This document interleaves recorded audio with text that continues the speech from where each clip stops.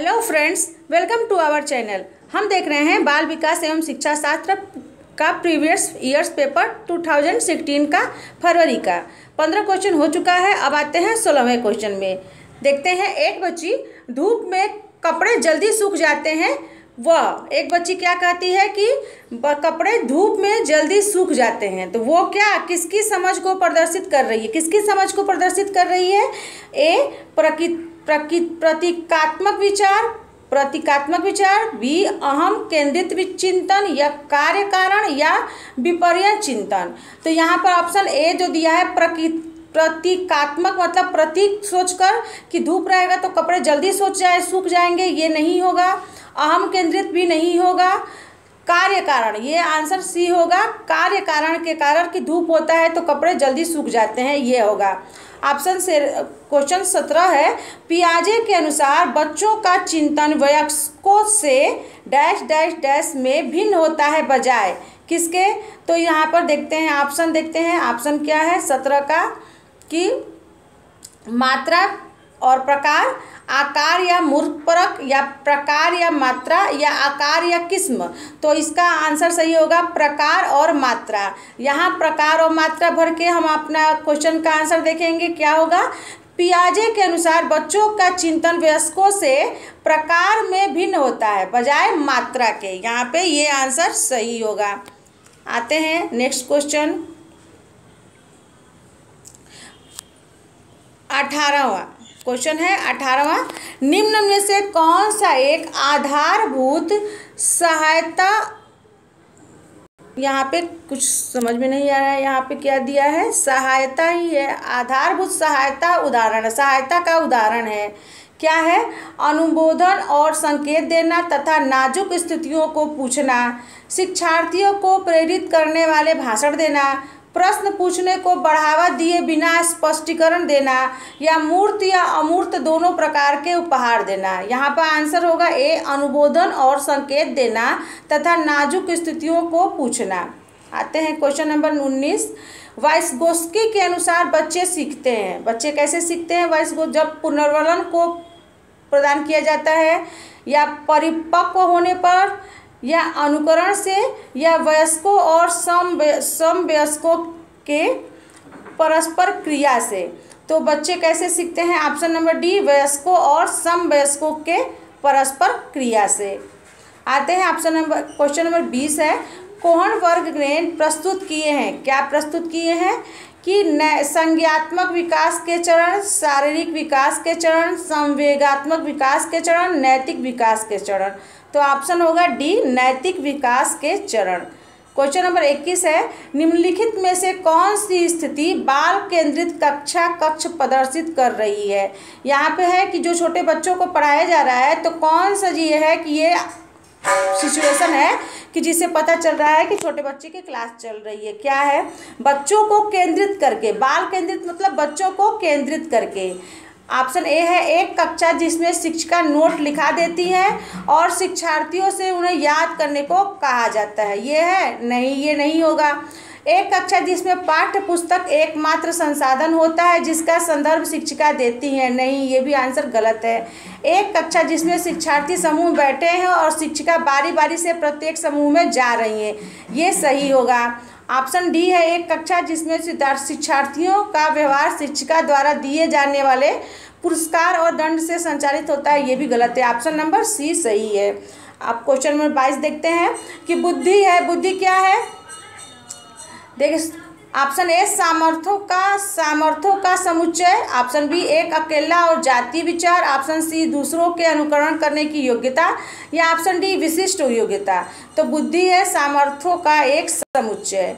Question number 23, भाषा विकास के प्रारंभिक बचपन डैश डैश डैश काल है। कौन सा काल है? प्रारंभिक बचपन जो होता है वो कम महत्वपूर्ण, अमहत्वपूर्ण, अति संवेदनशील और निरपेक्ष। तो आंसर होगा अति संवेदनशील। आते हैं क्वेश्चन नंबर 24, एक सह शिक्षा कक्षा में लड़कों से शिक्षक यह कहता है कि यहाँ लड़के लड़कियाँ दोनों पढ़ते हैं। सहशिक्षा मतलब जहाँ लड़के और लड़कियाँ दोनों साथ पढ़ते हैं। तो लड़कों से कहता है टीचर कि लड़के बनो, लड़कियों जैसा व्यवहार मत करो। यहाँ लड़कियों को टारगेट किया जा रहा है। लड़कियाँ क्या करती है भाई, लड़की जो है, जो लड़के कर सकते हैं वो लड़की करती है, तो लड़कियाँ क्या करती हैं, लड़कियों को टारगेट किया जा रहा है। तो ये क्या है, यहाँ पे दिया है ए।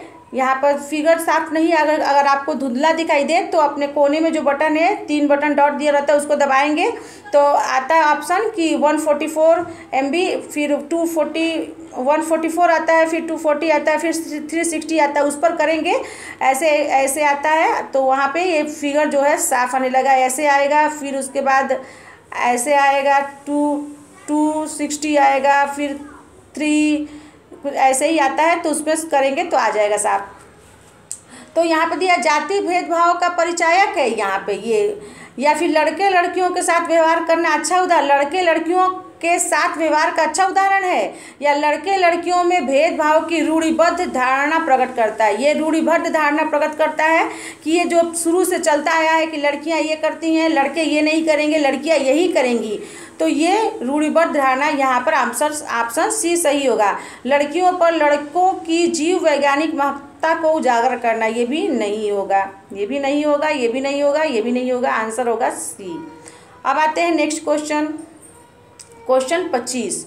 क्वेश्चन 25 दिया है, आकलन क्या है। आकलन क्या है, बच्चों को लेबल करने या नाम देने और वर्गीकृत करने की अच्छी रणनीति है, या बी बच्चों में प्रतियोगात्मक भावना को सक्रिय रूप से बढ़ावा देना है, या सीखने को सुनिश्चित करने के लिए तनाव और दबाव उत्पन्न करना है, या सीखने में सुधार करने का तरीका है। तो ये हो गया ऑप्शन नंबर डी सही होगा कि सीखने में सुधार करने का एक तरीका है। अब देखते हैं क्वेश्चन नंबर 26। निम्नलिखित में से कौन सा कथन समावेशन का सबसे अच्छा उदाहरण है। कथन देखते हैं कि यह एक, ऑप्शन ए है, यह एक विश्वास है कि बच्चों को अपनी योग्यताओं के अनुसार अलग किया जाना चाहिए। ऑप्शन बी है, यह एक विश्वास है कि कुछ बच्चे कभी कुछ सीख ही नहीं सकते। या ऑप्शन सी है, यह एक दर्शन है कि सभी बच्चों को नियमित विद्यालय प्रणाली में समान शिक्षा का अधिकार प्राप्त हो। ये ऑप्शन सी सही है। ऑप्शन डी, यह एक दर्शन है कि विशेष बच्चे ईश्वर के विशेष उपहार है, ये भी नहीं है। तो यहाँ पे समावेशन मतलब होता है कि जहाँ पर जो दिव्यांग बच्चे हैं या कोई प्रॉब्लम वाले बच्चे हैं और एक नॉर्मल बच्चा है जो साथ में शिक्षा ग्रहण करे, उसको कहते हैं समावेशन। तो यहाँ ऑप्शन होगा सी सही होगा। आते हैं 27 पे।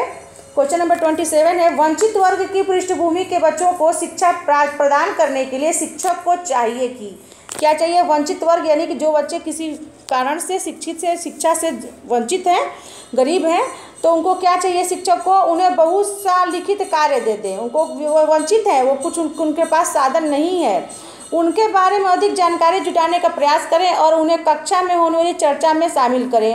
उन्हें कक्षा में अलग बैठाएं या उन पर ध्यान न दें क्योंकि वह दूसरे शिक्षार्थियों के साथ अंतर क्रिया नहीं कर सकते। तो यहाँ पे ऑप्शन होगा बी, उनके बारे में अधिक जानकारी जुटाने का प्रयास करें और उन कक्षा में होने वाली चर्चा में शामिल करें।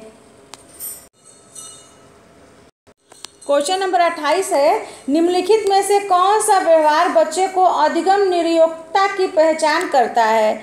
ऑप्शन ए है, क्या है, मनोभाव का जल्दी जल्दी बदलना, मूड स्विंग्स कहते हैं। बी है अपमानजनक व्यवहार। ऑप्शन सी है बी को डी, वाज को सा और 21 को 12 लिखना। यहाँ पर बच्चे को ये लेफ़्ट और राइट के बारे में जानकारी बच्चे होता है, कंफ्यूज हो जाते हैं लेफ़्ट और राइट के बारे में।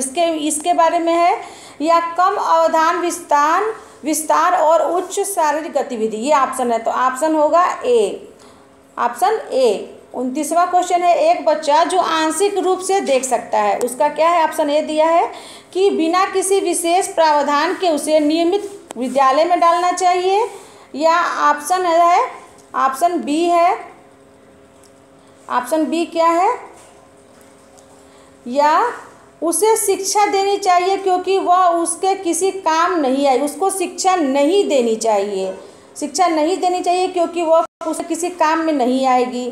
या ऑप्शन सी है उसे अलग संस्थान में डालने की आवश्यकता है, या ऑप्शन डी है विशेष प्रावधान करते हुए उन्हें नियमित विद्यालय में रखना चाहिए। तो ऑप्शन डी सही है। समावेशी शिक्षा का यही उद्देश्य है कि जो बच्चे कोई प्रॉब्लम है उसको, और जो स्वच्छ बच्चे हैं, जो तंदुरुस्त हैं, जो कोई प्रॉब्लम नहीं है उनको, वो दोनों बच्चे एक साथ एक कक्षा में पढ़ें। तो इसी के साथ हमारा ये वीडियो समाप्त होता है, बाल विकास एवं शिक्षा शास्त्र। जल्दी मिलते हैं हिंदी के वीडियो के साथ, तब तक के लिए धन्यवाद। और प्लीज़ मेरे चैनल को अगर आपको पसंद आते हैं तो लाइक शेयर और सब्सक्राइब करिएगा, और हाँ बेल आइकन दबा दीजिएगा, और ताकि मैं जब भी नया वीडियो डालूँ तो आपको नोटिफिकेशन उसका मिल जाए। और वीडियो कैसा लगा उसका कमेंट ज़रूर करिएगा। तब तक के लिए धन्यवाद।